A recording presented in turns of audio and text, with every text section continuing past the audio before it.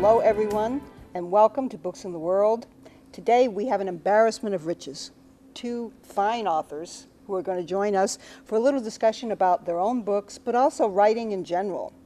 And I have to admit up front, I'm a fangirl of both of these two. I've read all their books, and if you have not read them, I urge all of you to do so because you have a delight coming in store for you. This is David Litwak on my right and Michele Dorsey on my left. And I'm going to ask them, they have varied backgrounds that are kind of interesting. David went to Brandeis and was a liberal, were you liberal arts major? Math major. Oh, God, help us. Math major. And then went into the computer field and became wildly successful. Michele has done, she's a Catholic schoolgirl. I am a Catholic She's schoolgirl. a Catholic schoolgirl like I am, but she became, you were a nurse and then an attorney and in family law. Correct. And both of these people turned to writing, and both of them are excellent writers. I'm going to ask them to briefly tell us the genre in which they write, because I think you'd find it very interesting. Dave? Well, I like to say on my website that I like to explore the fine line between reality and fantasy. And so my books are science fiction, sometimes fantasy with a touch of reality. I tend to write more on the literary side, focusing on the depth of character and on what-if situations, some situation that an alternate world might allow me to explore that I couldn't explore in the real world, and lets me focus on important issues. What is dystopian? Because I think people may not know what that is. Well, the word dystopian actually comes from dysfunctional utopian.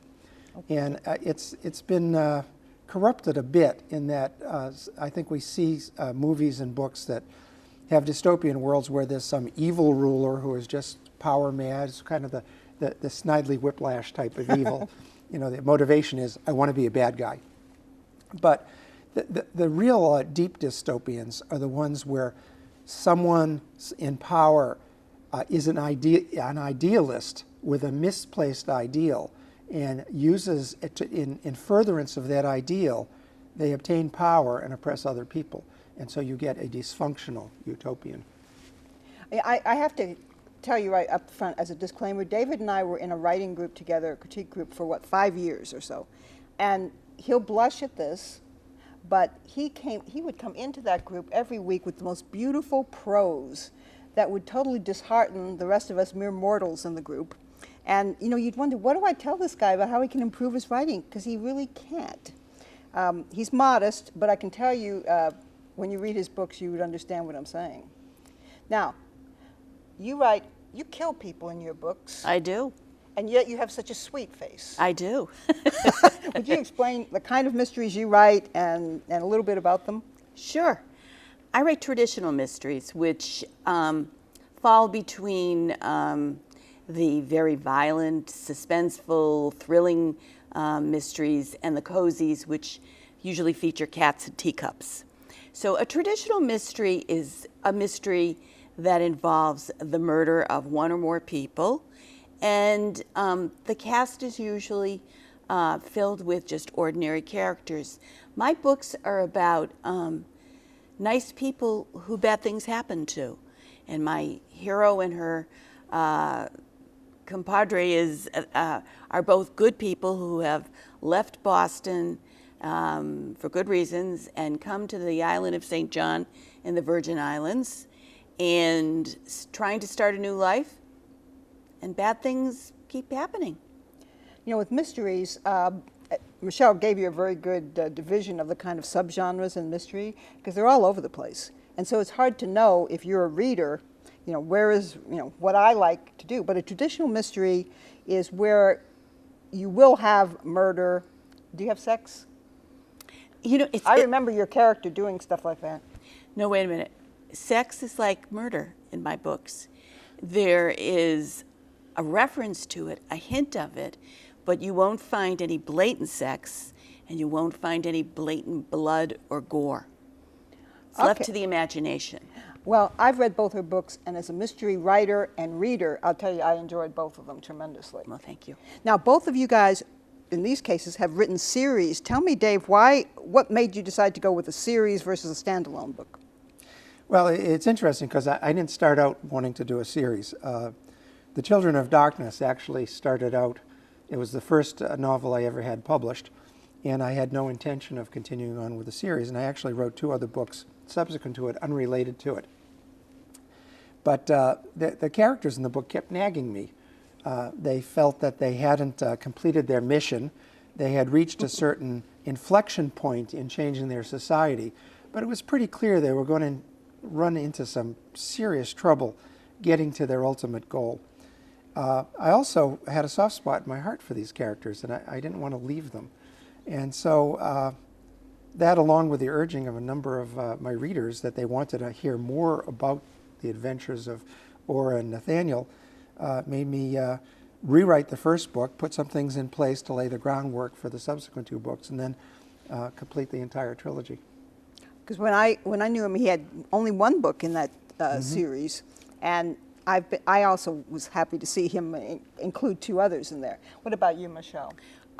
There are stories that Sabrina and Henry have to tell, and they can't all be told in 1 book. And there's also an evolution for each of these characters and how they try to right the wrongs from the past and build a new life. So, and of course, they're exploring this beautiful Caribbean island, which has so many wonderful features that I want to share with readers. So, yeah, the series could go on for quite a while. I mean, I think that when you love your characters, as David said, you want to share them over and over again, and they're like regular people.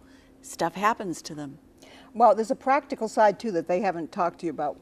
A lot of times when you get a publisher, they want you to sign you for a 3-book contract or a 5-book. They like a series for the reasons that both of these people have articulated. Readers like, series, like going to talk to your friends again and seeing your friends. So that, if any of you are aspiring writers out there and you submit your work, very frequently they may say to you, well, do you have any others in this series? Because that's what sells right now. Series, in fact, I just saw a statistic on it, are tending to sell more than standalones, unless you're in the big leagues.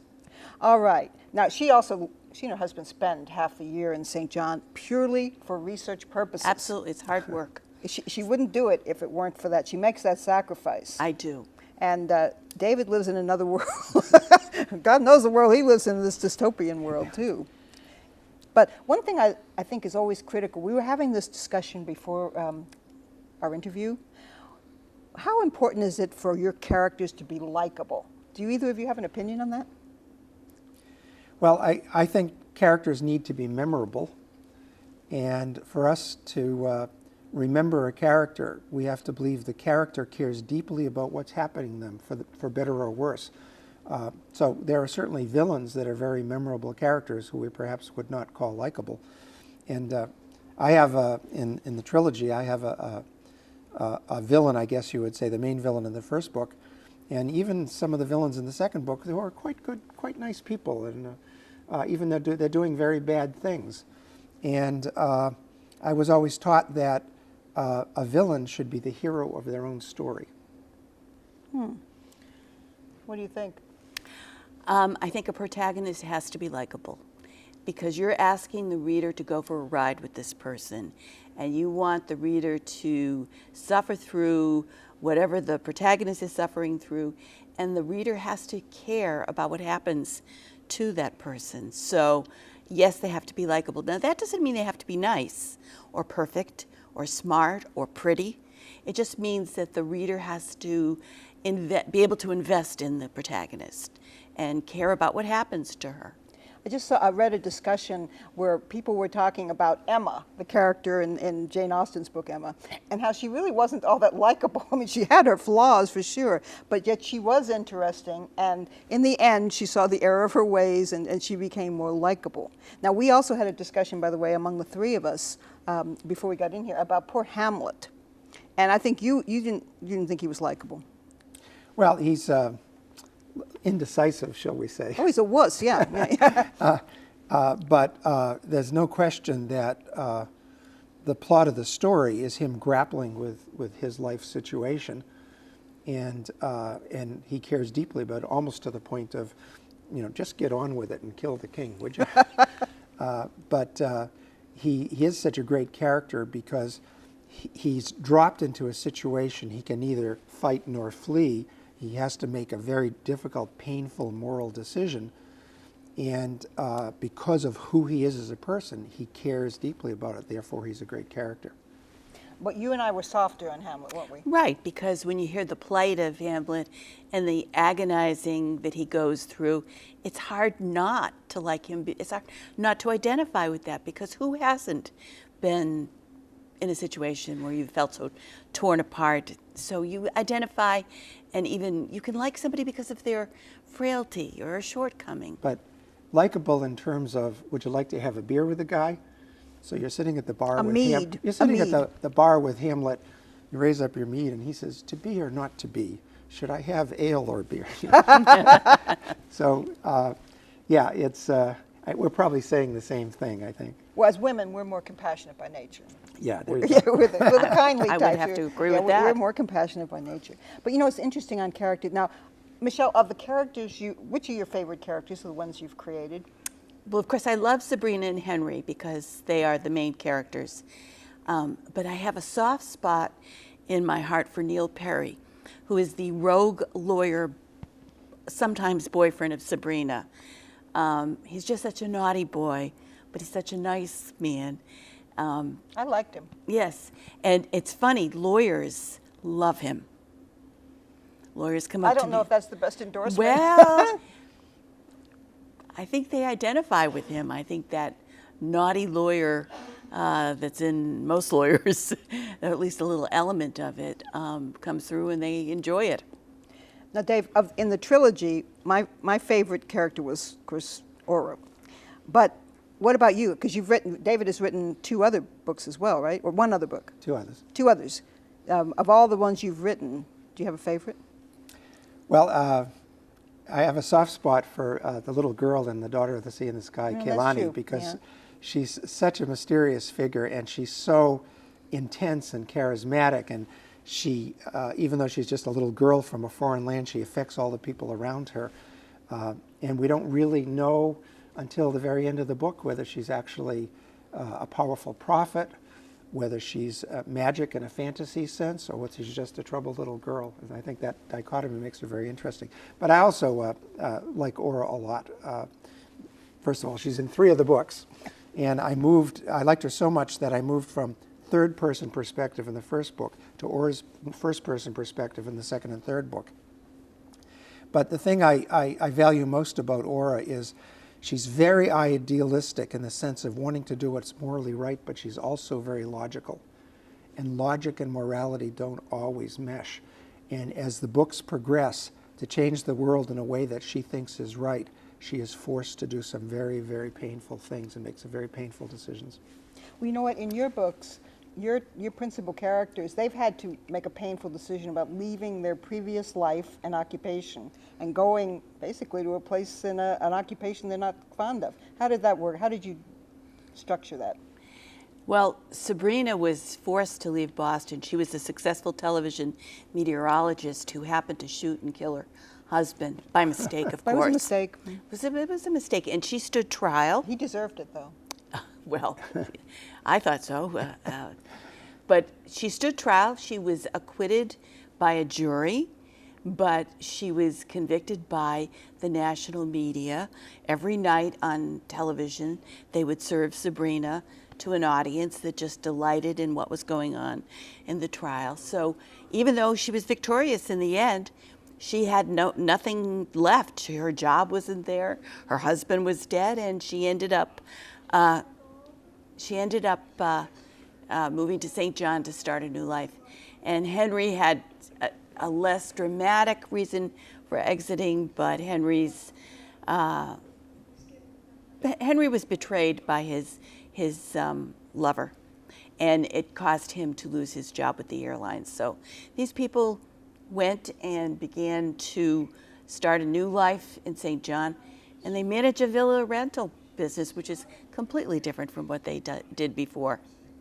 You know, Dave, in the trilogy, I thought what was compelling to me was that in the first one particularly, these 3 young people cast aside not just their own family, but every every tenet of faith that they had, and they were very brave too. How did you create characters with that kind of bravery? Well, they start out like all the three main characters are 17 years old at the beginning of the book. They come from a very small village, which is important because the repressive society is less strong at the outskirts of that civilization.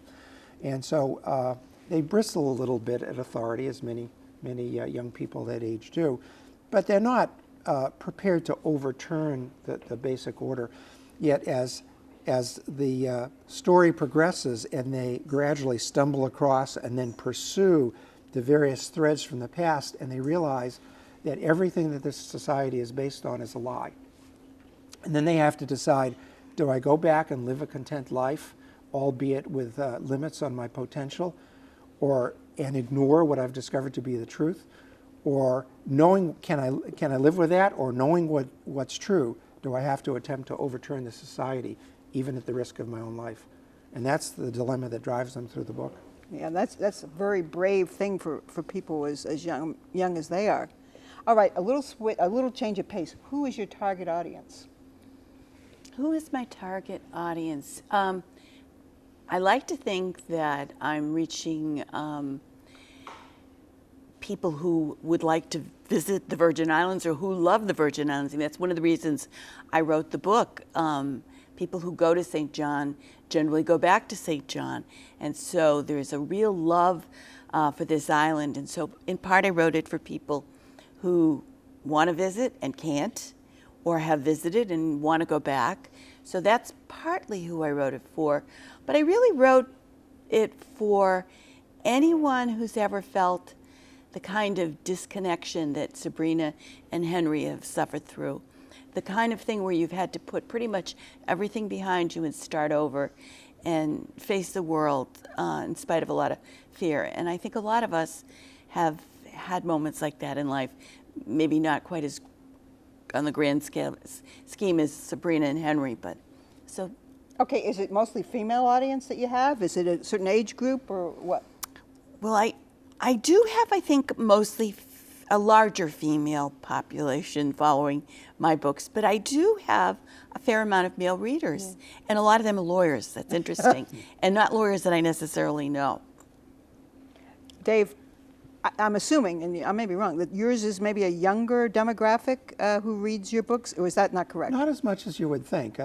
It's pretty much of a mix, and part of it is, I think when you think of sci-fi, if you think of space opera, Star Wars type of things, or robots and ray guns, that tends to be the somewhat of a younger audience. But when you get into what some people call social science fiction or thoughtful science fiction, or maybe more literary science fiction, a la Ursula Le Guin or Isaac Asimov or Arthur C. Clarke or people like that, it's much more of a mixed audience. It's you have men and women, and certainly young people, but up into the ages as well. I think the key thing, some people say, gee, we live in such dark times. Why would I want to read a book about this dark and dreary society and ruins and all of that? And I don't think that's why people read dystopian. People read dystopian because they want to read about the heroes that fight against that type of society and ultimately are able to make positive change and succeed. Well, that's interesting. Now, I would never want to go to St. John because I don't like hot climates and all that stuff, but I'm a mystery reader, and I appreciated that in your books. There are mysteries there. As a mystery reader, what are the things what are the total taboos for you? For me, I would never kill a child. Okay. I would not kill domestic animals. Well, anything wild is fair game, is that it? I think that I draw a line at domestic animals. Okay. There are a lot of wild animals on St. John, so I don't want to eliminate possibilities. So those are two conventions that I would, not want to violate. Other than that, I wouldn't have gory violence in my books. That just isn't it isn't me. I mean, I was a nurse before I did anything else, and I certainly could write very graphically what happens when somebody gets stabbed. I have no interest in doing that or providing that experience for a reader. I don't think you need to know that kind of detail to enjoy the kind of book I write. So violence and sex, I find, honestly, my father used to say when I was a teenager going out the door, and I was dressed in miniskirts, he'd say, "The less you show, the more they wonder." And in a way, I think that's true about sex in a book. I think the illusion, the hint, and then let the reader have their own fantasies about what happens behind the bedroom door closed. Any taboos for you, Dave?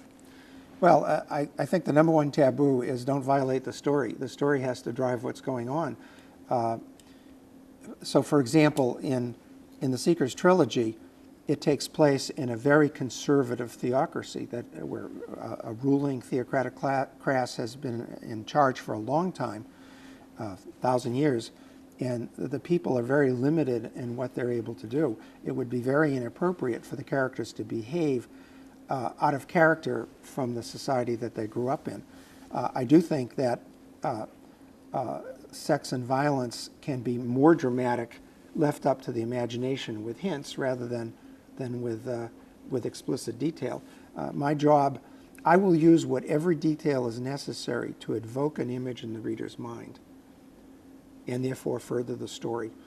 And if that means it's appropriate to have violence, I will. In the first two books, there's very little violence. In the third book, ultimately because these two societies, one conservative wanting to maintain the existing order and one wanting to completely overthrow it and move forward, at some point have to clash like this. And so we get more violence in the last book because the story dictates it. So do you do that on screen? In other words, the reader actually sees the details, or do you... Only where it, because this is a society that has been kept peaceful for 1,000, not just, it's been kept peaceful by repressing the people. And so the first time the main characters see violence, I have to make it graphic enough that we can see the character's horror. Imagine the horror of someone where there hasn't been a war in 1,000 years, there hasn't been any violence in 1,000 years, where all weapons are banned, and suddenly there's a battle. I have to show the detail of that. All right, now, as writers, we know that we get a variety of feedback, especially with the anonymity of social media. What's the worst thing anyone's ever said about your books?